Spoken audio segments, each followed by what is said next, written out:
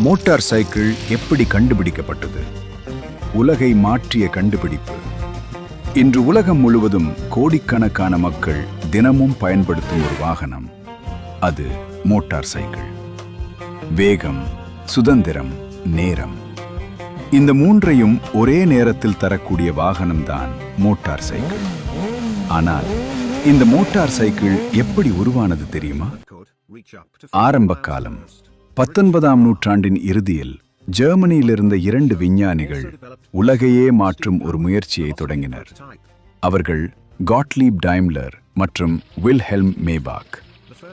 1885ஆம் ஆண்டு அவர்கள் ஒரு விசித்திரமான வாகனத்தை உருவாக்கினர். அதன் பெயர் டைம்லர் ரெய்ட்வாகன்.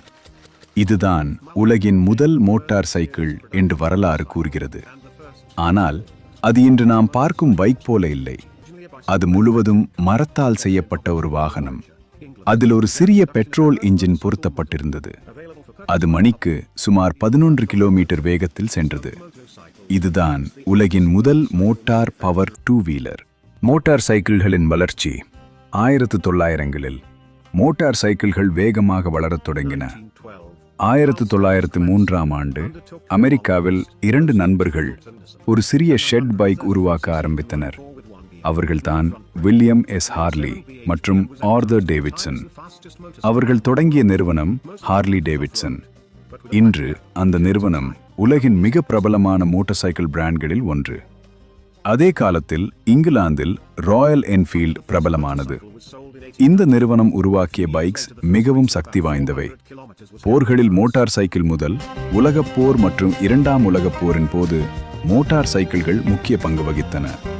அந்த காலத்தில் படை வீரர்கள் தகவல் பரிமாற்றத்திற்கும் விரைவான பயணத்திற்கும் பைக்ஸ் பயன்படுத்தினர். முக்கியமாக ஹார்லி டேவிட்சன் மற்றும் BMW உருவாக்கிய பைக்ஸ் இராணுவத்தில் பயன்படுத்தப்பட்டன. இந்தியாவில் மோட்டார் சைக்கிள் மிகவும் பிரபலமானது 1950களில். அதில் மிக முக்கியமான பைக் ஒன்று. அது ராயல் என்ஃபீல்ட் புல்லட். இந்த பைக் இந்திய இராணுவத்திலும் பயன்படுத்தப்பட்டது. இந்த பைக்கின் சவுண்ட் கூட ஒரு லெஜெண்டாக மாறிவிட்டது. தடக் தடக் தடக். இந்த சவுண்ட் கேட்டால் கூட மக்கள் திரும்பி பார்ப்பார்கள். 1960 முதல் 1980 வரை காலத்தில் ஜப்பான் நிறுவனங்கள் மோட்டார் சைக்கிள் உலகை மாற்றின.